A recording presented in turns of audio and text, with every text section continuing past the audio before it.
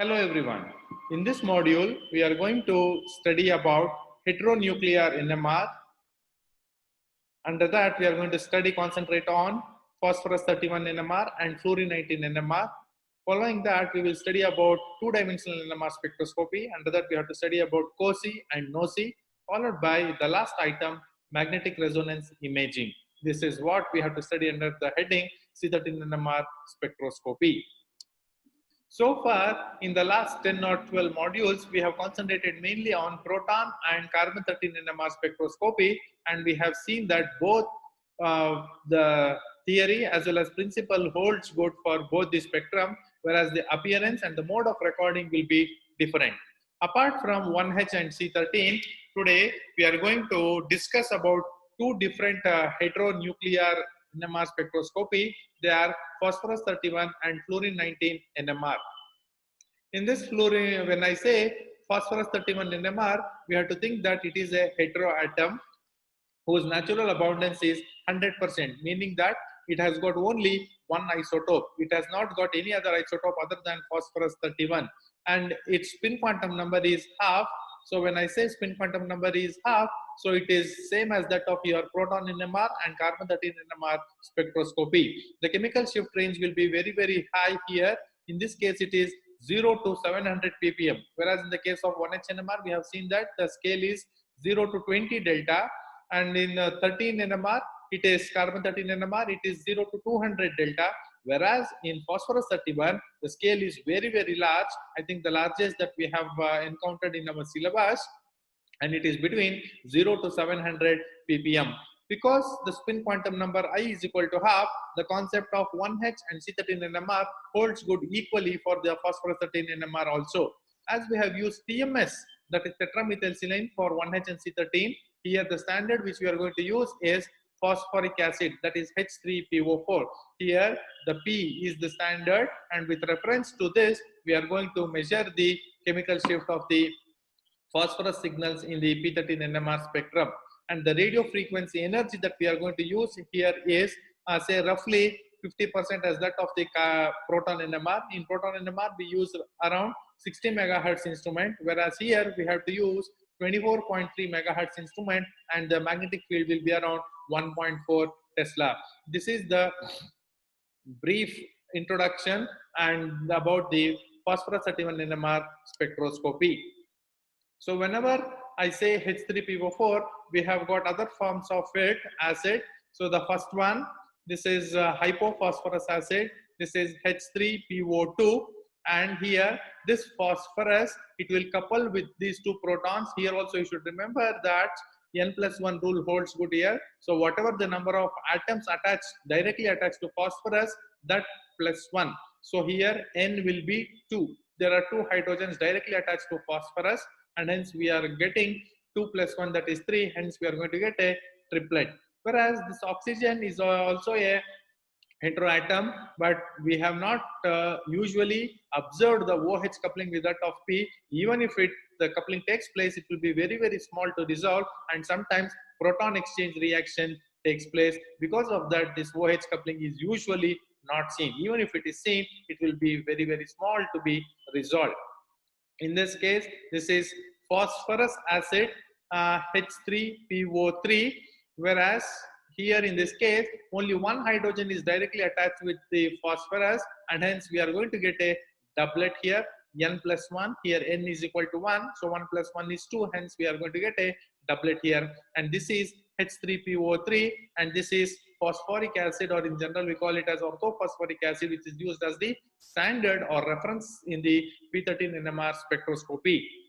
Here there are no hydrogens directly attached to the phosphorus, and hence N will be 0. 0 + 1 is 1, hence we are going to get a singlet here. This is how you will see the multiplicity for the phosphorus 31 NMR spectroscopy. So number of hydrogens directly attached with the phosphorus should be taken into consideration while calculating the multiplicity.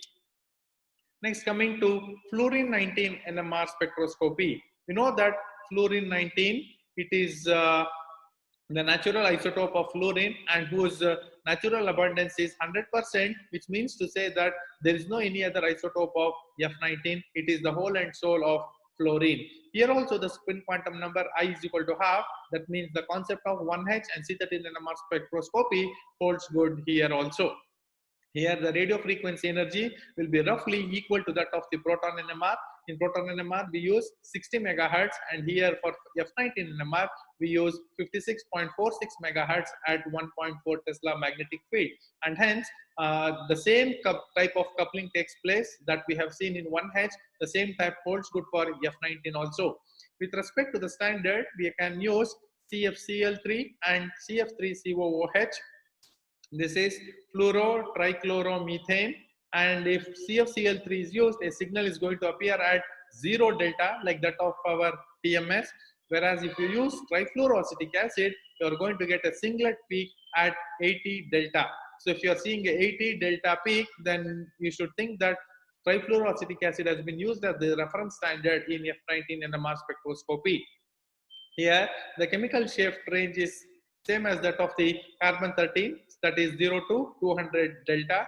That means the NMR scale is quite high than when compared to 1H NMR spectroscopy. Because the scale is high, the coupling constant will be obviously wider than that of the 1H NMR spectroscopy. And in this case, the beauty of this F19 NMR is the long range coupling is observed over the pi bonds. Here, the two pi bonds are separated by 3 carbon atoms. Here one fluorine, here one fluorine, 1, 2, 3. So over the pi bonds, this FF coupling is usually observed. This is observed over the 5 pi bonds. So if there are 5 carbon atoms separating between these two fluorine, even in such cases, there will be a long range coupling. That is the beauty of F19 NMR spectroscopy. And here F will equally couple with H, and the coupling is assumed to be very, very strong. We will see some of the examples having fluorine in the molecule. These are mainly inorganic substances. This is thionyl tetrafluoride. Here all the 4 fluorine atoms are present in the same environment or same chemical environment. Hence you cannot distinguish one fluorine from the other. Because of that reason, you are going to get one signal in the NMR spectrum which will be of very low resolution, since all the 4 atoms are in the same chemical environment, meaning that all 4 fluorine atoms are equivalent here. And this is chlorine trifluoride. Sorry, this should be trifluoride. In this chlorine trifluoride, when it was subjected to F19 NMR spectroscopy, 2 signals were observed. That means to say that all the 3 fluorine atoms are not equivalent in ClF3. So when we integrated and we observed carefully, we came to know that these 2 fluoro atoms are in one chemical environment, whereas this fluoro is present in another chemical environment. And hence these 2 fluoro will couple with this fluoro, these 2 will couple with this one. So n plus 1 rule holds good here also. N plus 1, 1 plus 1. So that's why for these 2 fluorine, we are going to get a doublet, whereas this fluorine will couple with these 2 fluorine. So here n is equal to 2, 2 plus 1 is 3, and hence this fluoro exhibits a triplet, whereas these 2 fluoro will exhibit a doublet. So this clearly indicates that the fluorine are not present in same chemical environment. The last example is bromine pentafluoride. In this bromine pentafluoride, when the F19 NMR was ran, it was observed that 2 peaks were obtained, meaning that all 5 fluorine atoms are not present in the same chemical environment. These 4, 1, 2, 3, 4, these 4 fluorine atoms are present in one type of chemical environment, whereas this fluorine is present in another type of chemical environment. So we are going to get 2 peaks in this case. So these 4 will couple with this single fluoro, here n plus 1, 1 plus 1, so that is 2. These 4 fluorine atoms will show a doublet, whereas this F will couple with the 4 plus 1 is 5, and hence this fluorine exhibits quintet, whereas these 4 fluorine will exhibit a doublet. So you are going to get 2 signals in the F19 NMR spectrum.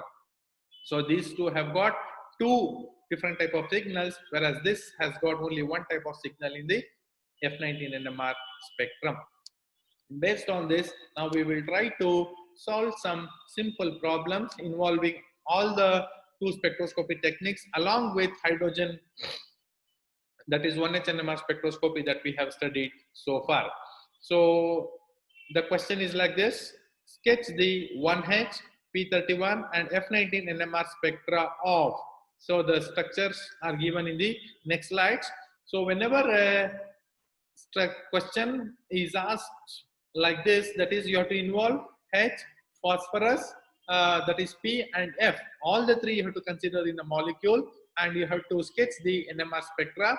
When such a question is asked, you have to note one important thing. You have to first couple with the lowest frequency when there are more than two heteronuclei. The best example is this HPF2. This is HPF2. Here we have got hydrogen, phosphorus and fluorine. So we are going to see all the three type of multiplicity. That means all will couple with all the atoms present in the molecule. When such a case is given here, there are three different kinds of nuclei. One is proton, one is phosphorus and one is fluorine. So when such a question is asked, you have to consider the lowest frequency first. Now first we will consider 1H NMR. So 1H should couple with phosphorus and in turn it should couple with fluorine. So we have seen in the earlier case that phosphorus has got the radio frequency energy is around 24, whereas fluorine the energy is around 56. So among 24 and 56, 24 is the least. So first what you have to do, you have to see the coupling between H and P. So what happens? 1H is coupling with P. N+1 rule holds good here. We are writing only 1H. So consider only 1H. That means keep this atom as the constant, and you have to use these two for coupling.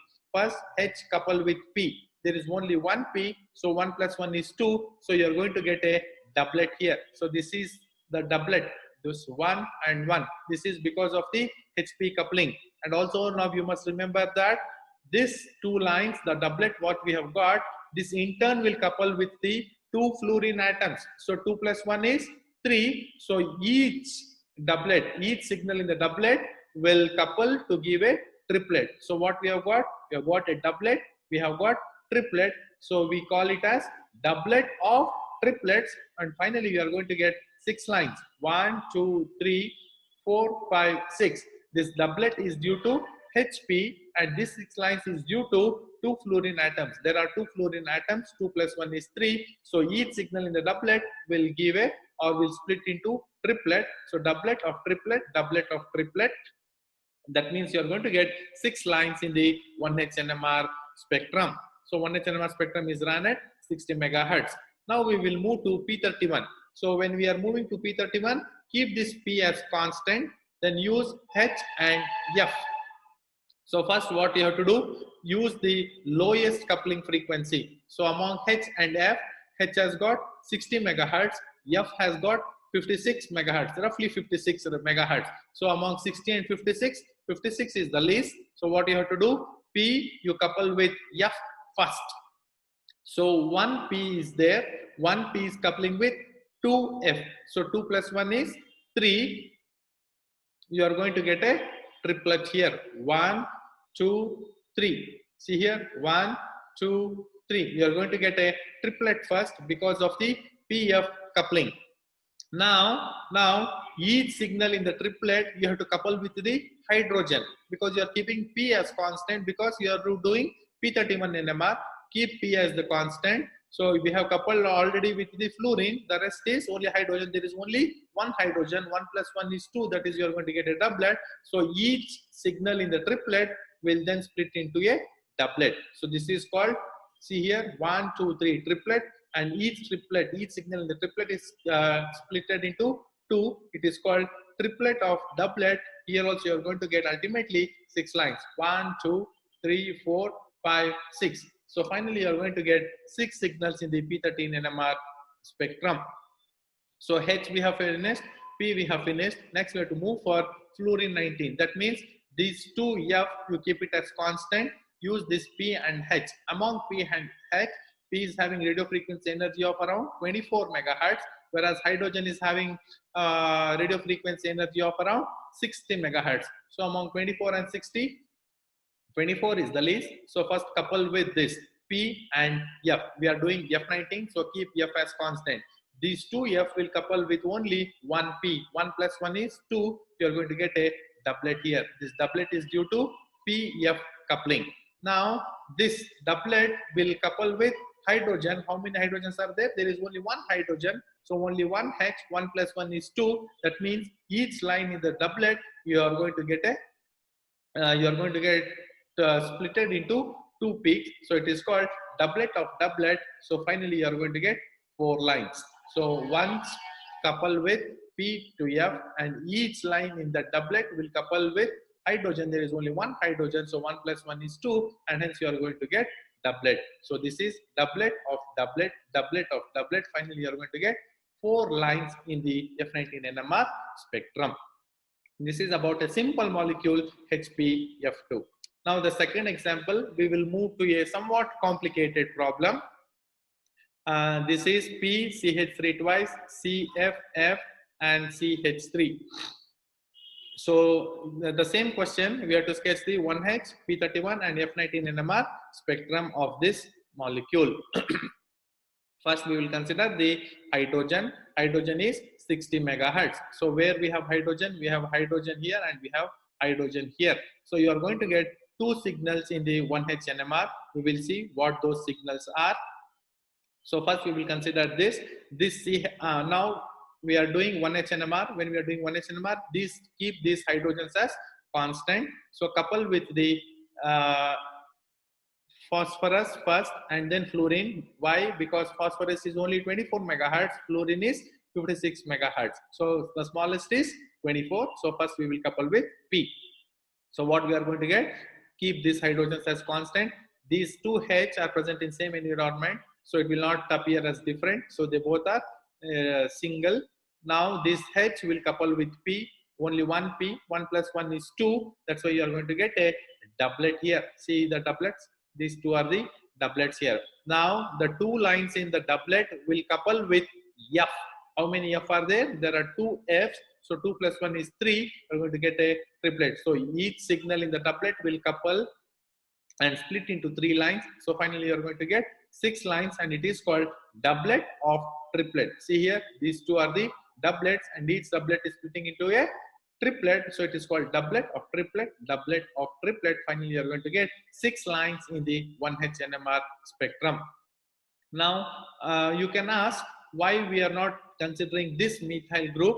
We have seen earlier in this case that the coupling is restricted to only one neighboring carbon, that is 1 and 2, whereas 1 and 3, 1 and 4, 1 and 5 will not be possible here. So this H is coupling with this, that's all, neighbor. This is 1, this is 2, whereas this that is not possible. That's why the coupling between only the neighbors is taken into consideration, whereas the long range coupling is not taken into consideration in this case. That's why we are ignoring this CH3. Now we will come to F19 NMR. That means keep this fluorine as constant and then use P as well as H. So F19 NMR, now first among P and H, which one you have to consider? P, because it is having radio frequency energy of 44, whereas H is having radio frequency energy of 60. So among 60 and 24, 24 is less. So consider this P first. These two Fs are present in the same environment. So this F will couple with P. There is only one P, 1 plus 1 is 2, and hence you are going to get a doublet here. So this doublet is due to FP coupling. And now each doublet line, each signal in the doublet will split into 4 lines, because there are 3 hydrogens. 3 plus 1 is 4. So you are going to get a quartet here. So each signal in the doublet will split into 4 lines, that is quartet. Finally, you are going to get 8 lines in the F19 NMR spectrum. How we are doing this? Let me explain once again.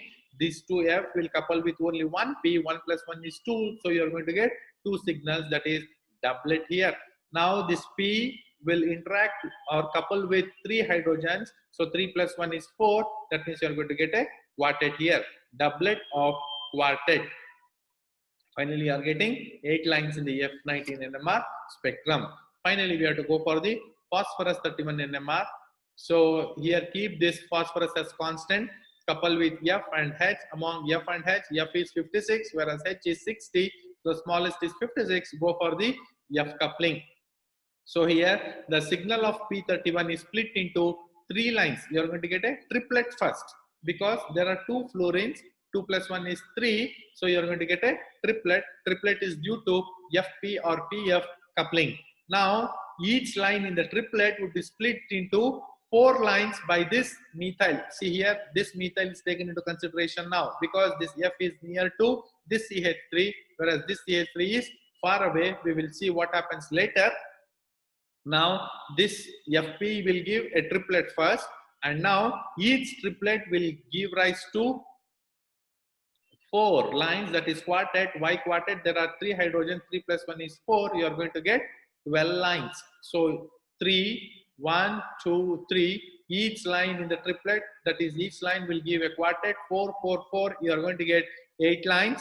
Now these 8 lines will further split into 7 lines. Each line in the 8, that is going to split into 7 lines because there are 6 hydrogens here. 6 plus 1 is 7. You are going to get septet. Finally, you are going to get 84 lines in the P13 NMR spectrum, which is very, very complicated, and hence we are not able to show here in this small space. So rather we have given it as a complicated spectrum. Because of the high multiplicity, the signals will be very difficult to analyze in this case. So here you are going to get 6 lines, here finally 8 lines, whereas in this case you are going to get 84 lines. That is, a complicated spectrum will be appearing because this P will couple with F, will give a triplet. This F will couple with this H, will give a quartet, and this quartet will couple with these 6 hydrogens to give a septet. So first is triplet, next is quartet, next is septet. As a result, you are going to get finally 12 lines in the P13 NMR spectrum, which will be a very, very complicated spectrum. So whatever may be the molecules given, you have to keep in mind that couple with the lower frequency first. Whatever may be the heteroatom is or proton is, first think that it should be only with the lowest energy. Whichever is having the low radio frequency energy, couple with that first, then you go for the next coupling. The second point you should remember is coupling between the 2 neighboring atoms. That is C1 and C2 is allowed, whereas C1, C3, C1, C4, C1, C5, that means the long range coupling is not to be considered in these cases. Next, we will move to the another concept in NMR, that is 2-dimensional NMR spectroscopy. In short, we call it as 2D NMR. D refers to dimensional, NMR is nuclear magnetic resonance. So far, we have studied about 1D NMR, that is 1-dimensional NMR. So imagine a spectrum in 1D. What we do, we take chemical shift, that is radio frequency energy or frequency axis on x-axis and intensity on the y-axis. So the 1-dimensional plot is just frequency versus intensity. This is the typical spectrum of a 1-dimensional NMR spectroscopy. Whereas in 2-dimensional, what we do is, instead of using one frequency, we are going to use 2 frequency axes. So here is one, this is one frequency axis, and this is another frequency axis. So we are going to use 2 frequency axes, and on the diagonal, we are going to use the intensity. So when such a case is taken, we are using 3 parameters here, 2 frequency axes and 1 intensity axis. That results in a 2-dimensional spectrum, and hence it is called 2D NMR. Why we have to use 2D NMR? 2D NMR is highly useful to see which proton or which nucleus is coupling with the which other nucleus in the molecule. And also you can observe J value from this. If J value is not able to be measured using 1D spectrum, this 2D spectrum is highly useful to measure the coupling constant value, and also you can resolve the overlap of resonances, which enables to determine the correlation of interacting nuclei. So 2D NMR can be best studied by taking 2 simple spectrum. One is COSY spectrum, another one is NOESY spectrum. There are several kinds of 2D NMR spectroscopy, but as far as our syllabus is concerned, we will mainly stick to COSY and NOESY. In the next slides, we will study about these 2 spectroscopic techniques. This is about two-dimensional NMR spectroscopy. Here, two frequency axes are plotted, and in the intensity axis is plotted on the diagonal. When such a case is plotted or taken into consideration, we are not going to see peaks. Rather, we will see lot of peaks overlapping on one another. When you observe from the top angle, you will see that there is a big spot or big dot. That big dot are represented like this, and these are called counters. COUNTOURS, counters. And these counters are nothing but big dots. These big dots appear as a result of the lot of overlapping between the peaks, because several kind of peaks will be interacting. Because of the over interaction, there will be more overlapping. The large overlapping, when it is observed from the top angle or top view, it will appear as a big dot, and such a big dot is called the counter. So in 2D NMR, we won't call it as peak, we call it as counters. We will see here. Under 2D NMR, as far as the syllabus is concerned, first we have to study about 2D correlated spectroscopy. In short, we call it as COSY. Here 2D is two-dimensional, correlated, as the name itself is indicating, you have to correlate, that means you have to relate one with the other, and spectroscopy, COSY. COSY, in short, we call it as COSY. So how do we define this COSY? It is a two-dimensional experiment in which all the spin-spin coupled protons appear in one spectrum, and such a spectrum is known as COSY spectrum. So in this case, we are going to plot two frequency axes and one intensity axis on the diagonal. As a result of that, we can observe the spin-spin coupling between the protons, and all the spin-spin couplings we can see in only one spectrum, and such a spectrum is known as the COSY spectrum. What information can be fetched from the COSY spectrum is that which nucleus is coupled with which other nucleus. So the COSY can be best studied by taking the example of meta-dinitrobenzene. So this is meta-dinitrobenzene. Here, when you close this nitro, it becomes nitrobenzene. In the meta position, when you put another nitro, this becomes meta-dinitrobenzene. In this meta-dinitrobenzene, there are 4 protons in the benzene. So 1, 2, 3, 4, 5, 6. Among 6, 2 are substituted by nitro, remaining 4 are protons. So when you do 1D spectrum, you will see that this H will appear as singlet, whereas these two will appear as doublet, and whereas this will appear as triplet. You will see that this H2 is not coupling with H4, and this H2 is not coupling with H6.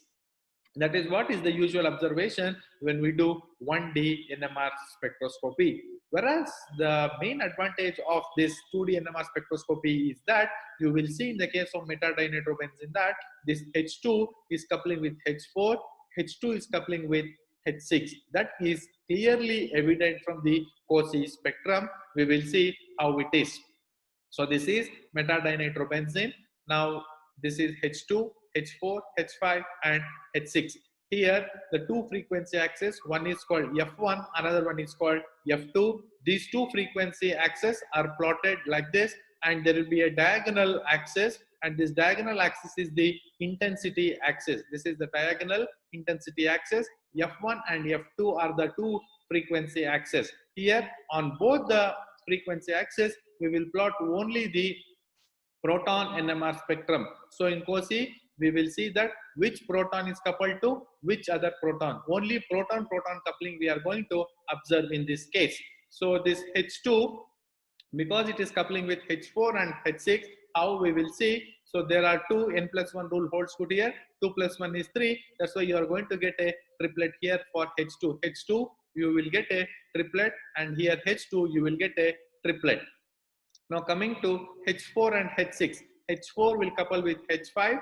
H6 will couple with H5. So you are going to get two doublets. See here, two doublets, two doublets. So it is doublet of doublet for H4 and H6. Here also the same, whatever the spectra you plot here on this axis, the same spectrum has to be plotted on this F1 axis also. You are going to get two doublets here.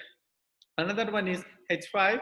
For this H5, there are two neighboring protons, H4 and H6, and hence you are going to get a triplet here. 2 + 1 is 3, and H5 will appear as a triplet here, and triplet here. So this H2 will appear as a triplet, H4 and H6 will appear as a doublet, whereas H5 will appear as two doublets because of the coupling with H4 and H6. How we are telling that this H2 is coupling with H4 and H6? That is what is the beauty of COSY spectrum, or in general 2D NMR spectrum. Here when you see H2 is overlapping with H4 and H6. That's why you are going to get a peak here. This H2, you are going to get a peak for H2 also. See here a big dot. This big dot is appearance from the top view, whereas when you see the lateral view or the side view, you will see that there are a lot of peaks. All those lot of peaks we will represent in the form of a counter here. Now here you are going to get H4 H6, you are going to get H4 H6 in the same line. Look at the same line following here. Here H2 you are getting and H4 H6 you are getting. So this is called a cross peak. This H2 and H4 H6, it is represented or connected by the dashed line. So the dashed line represents the appearance of a cross peak. So appearance of a cross peak is due to the interaction between H2 and H4 H6. Because of this coupling, because of this splitting, proton-proton splitting is taking place, or proton-proton coupling is taking place, this H2 is appearing as a triplet here. Whereas when you do 1D NMR spectrum, you will see that this H2 will appear as a singlet, but that is not the case in metadinitrobenzene. This metadinitrobenzene, for this H2 you are going to get a triplet because it is coupling with H4 and H6. 2 plus 1 is 3, that is triplet you are going to get. Because of that you are going to get a cross peak. This is called a cross peak. So why we are calling this as cross peak? Because it is connected by the dashed line due to the overlapping between H2 and H4 and H6. Another cross peak you are going to get, it is due to the overlapping of H5 coupling with H4 and H6. That is also clearly evident from this COSY spectrum. This H4, the same line, see here H4, H6, it is coming the same line, and H5 we are getting here. Here we can clearly see the overlap of two peaks, that is a cross peak. This cross peak is appearing because H5 is coupling with H4 and H6. Because of the overlapping, you are going to get a cross peak here. So in the COSY spectrum of metadinitrobenzene, you observe two cross peaks. The two cross peaks, one is due to H2 coupling with H4 and H6. Another cross peak is due to H5 coupling with H4 and H6. So this is the COSY spectrum. Another subspectrum of COSY is HETCOR, that is heteronuclear COSY spectrum. Here in just COSY, what we do, the same proton NMR, we are proton NMR spectrum, we are plotting on both the axes, whereas in HETCOR, that is heteronuclear COSY, what we do is on F1 we will plot 1H NMR, on F2 we will plot C13 NMR spectrum. So 1H and C13. So 1H and C13, they are two different nuclei, that's why it is heteronuclear. The same, what we are going to see here is when 1H and C13 are plotted, you will see that which proton is attached to which carbon in the organic compound or in the molecule. That can be easily found out by the use of 2D NMR spectroscopy, that is in particular COSY and HETCOR. So COSY is 1H 1H coupling, whereas HETCOR is 1H and C13 NMR coupling. So that is what is given here. In the 2D NMR spectrum of metadinitrobenzene, you will see that all the mutually spin-spin coupled are shown by cross peaks which are symmetrically placed about the diagonal. So this is the diagonal peak, and these two are symmetrically placed. See here, half is going on that side, half is coming on this side. So here also two peaks, you are going to get beautiful two peaks. So one is towards this side, another towards this side. One is towards this side, another is towards this side. That is the appearance of symmetrical cross peaks about the diagonal. Here H2 couples with H4 and H6. As a result of that, cross peaks appear in the COSY spectrum, whereas this is not possible in the one-dimensional spectrum. Similarly, H4 and H6 is further connected by dashed lines by cross peaks to the signal from H5. So two cross peaks, one is due to H2, H4, H6, another one is due to H5, H4 and H6. As I said, in the heteronuclear, that is proton-carbon cross-correlated experiment, see here, HET-COR, that is called HETCOR spectrum. HETCOR is heteronuclear cross-correlated experiment. Both C13 and 1H NMR frequencies are plotted. As a result of that, F1 will be appearing on, sorry, C13 will be appearing on F2 and proton will be appearing on F1. So by this HETCOR, what is the clear indication we are going to get? Which protons are attached to which carbon atoms of the molecule. This is all about COSY and HETCOR. Now we will move to the second 2D NMR spectroscopy, that is called NOESY. Here you have already got the clear indication that 2D is two-dimensional nuclear Overhauser exchange spectroscopy, that is called NOESY. See here, NOESY, NOESY. Before going to NOESY, we will quickly look at what is NOE. So NOE, that is nuclear Overhauser effect. Here we can see that which proton is near to which other proton can be easily followed by using NOE experiment. It is the interaction takes place through space. So the dipolar relaxation mechanism is the principle that is applied in NOESY. Here, what is NOESY spectrum?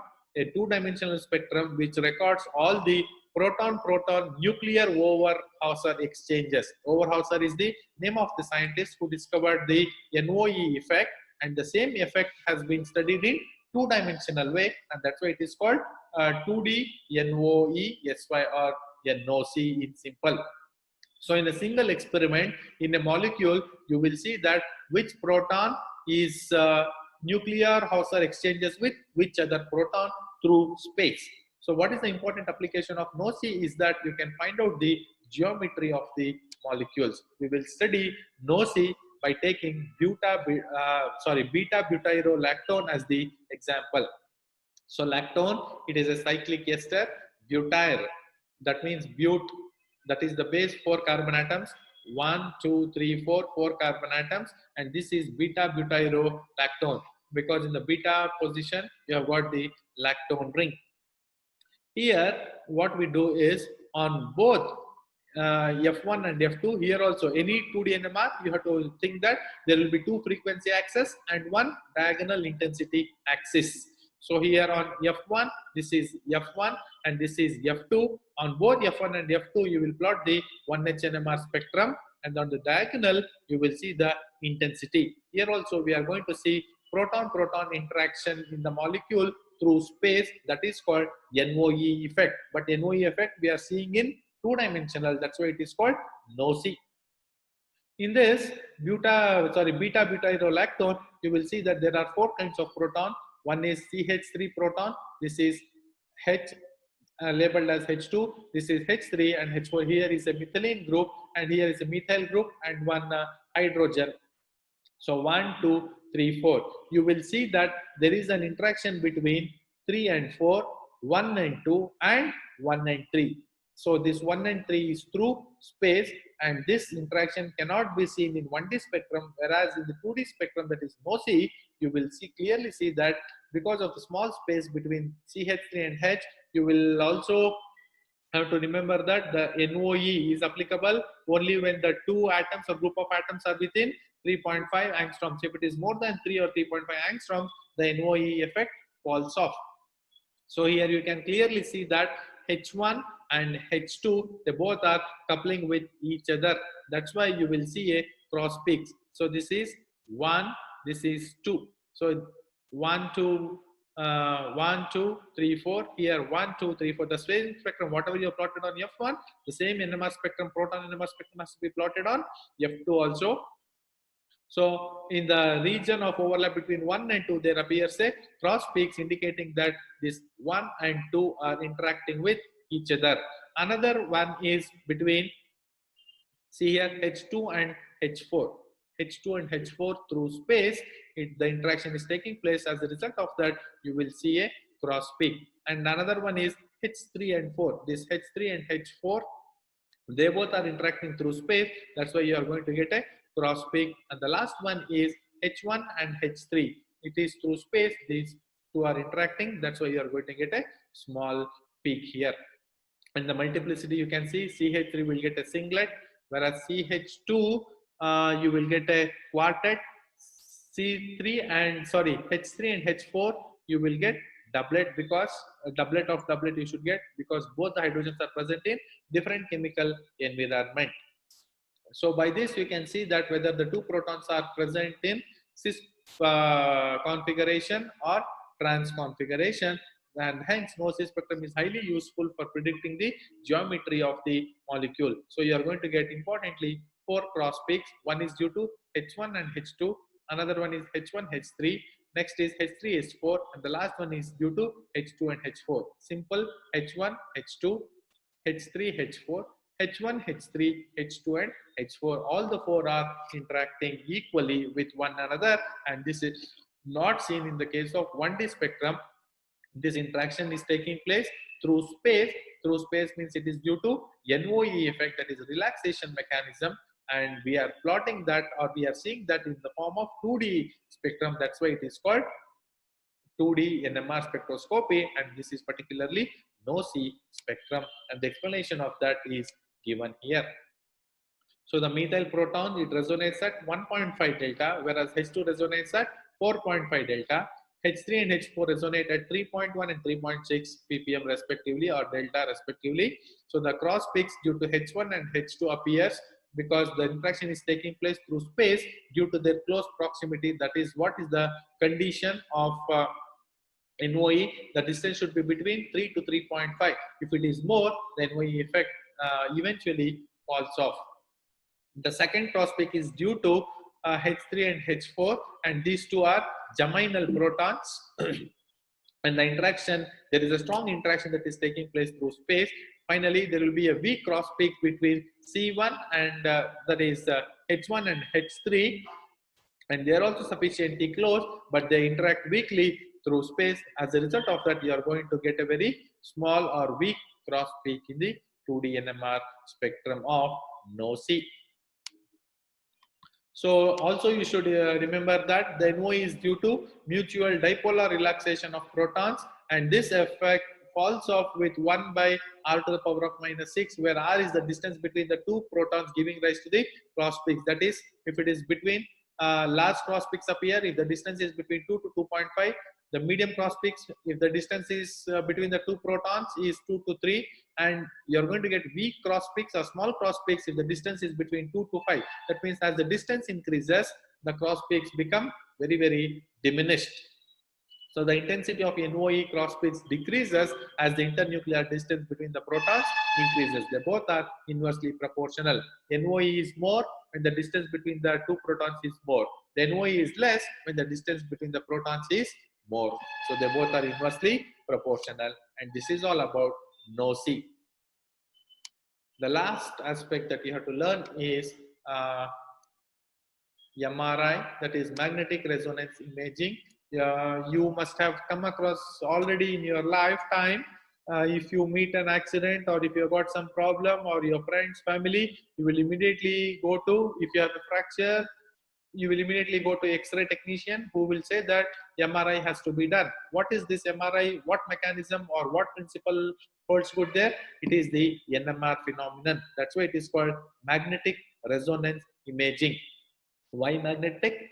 Because we are going to use huge magnets in this case. Because we are using huge magnets, there takes place a resonance. Because of the resonance, we are going to get a photofilms, and they are called imaging. So if you have got some problem in the brain, you will go for the MRI. So the brain in different sections from in different angles, they will take the images. That's why it is called magnetic resonance imaging. So MRI is basically the imaging of the sectioning of the human body, not necessarily the brain. Any part can be easily done. And also you must remember the thing that the human body composed is having more than 70% of water, and any light to fall through water, it is quite difficult, and you should have very high energy absorption frequency in order to be able to capture the different images. And also the human body has got very strongest part, that is called bone. That bone, it will not trespass any ordinary light to pass through, and hence we need to have the special kind of light, and that is EMR. And that EMR we use mainly radio waves of particular frequency.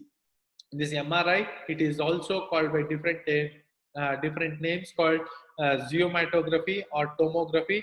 It is mainly based on the principle that it is possible to create 2 or 3 dimensional pictures. That is what is the beauty of MRI. In X-ray, or the difference between X-ray and MRI is that in X-ray you will get only 1 dimensional image, whereas in MRI you will get 2 dimensional or even 3 dimensional pictures of any kind of object present in the body, can be taken by proper adjustments of the magnetic field, and even at various depths. Even if there is some problem in the middle of the brain, the MRI frequency or the energy or the rays can go through in depth. So you can, if it is on the surface, you have to use less energy. If it is in the middle or if it is in the back, you have to make use of more energy. Such kind of adjustments you will have to make by using proper adjustable magnets and various sample depths, and by this we can take the photography or the X-ray plate. Here huge magnets are used. This MRI mainly finds application in chemistry and physiology of the human body. Not only that, nowadays it is also used in the agricultural field. We will see what and how it can be used. So these are some of the representation of the MRI images. This is the MRI image of the brain in different sections: front section, back section, lateral, from bottom section. Like that, we have got, see, this is the brain, and different sections we can clearly see here. And this is possible only due to MRI, whereas in X-ray, this is not possible. So as I said, MRI, it involves inhomogeneous large samples, that is human body. In human body, one part may have different water concentration, another part may have different water concentration. So our human body is an example for inhomogeneous sample, so which is placed in a magnetic field.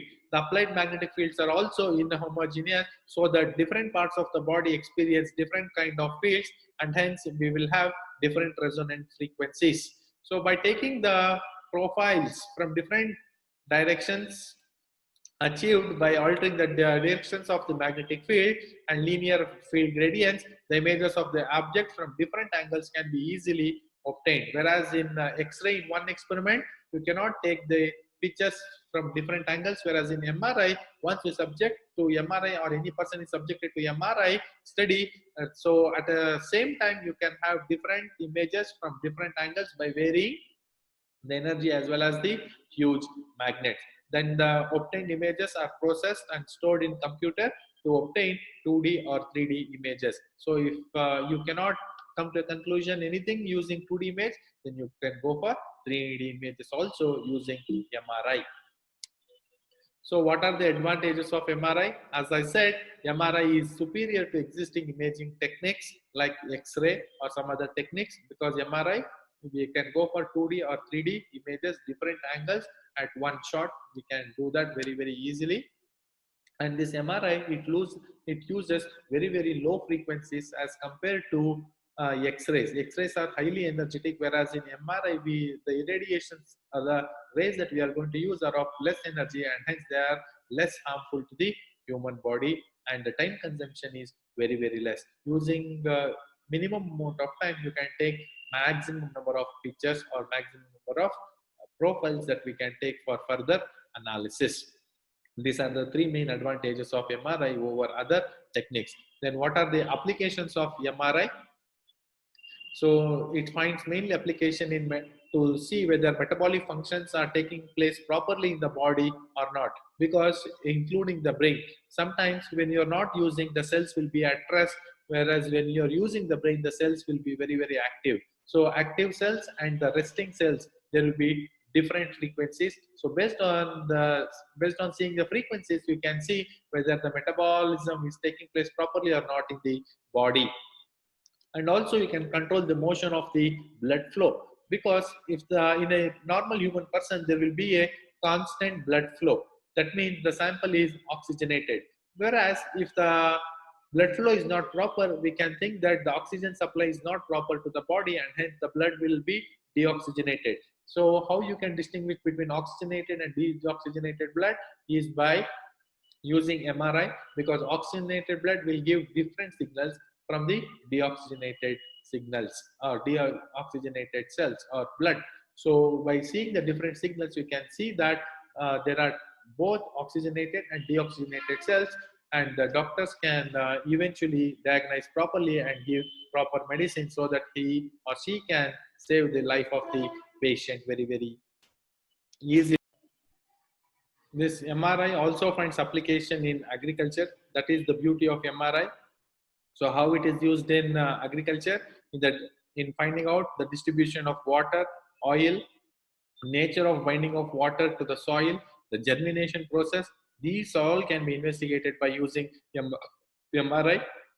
The last and important application of MRI is in the identification or location of small tumors that are invisible to X-ray analysis. So if there are small tumors in the body which is not to be identified by X-ray, the same can be done by using MRI. So in MRI, you can easily find out if there are any small tumors that are present in the body. So early diagnosis will lead to early treatment. Early treatment will eventually lead to the saving of the life of a patient. So these are the beauty and different advantages and applications of MRI. So this completes 2D NMR spectroscopy.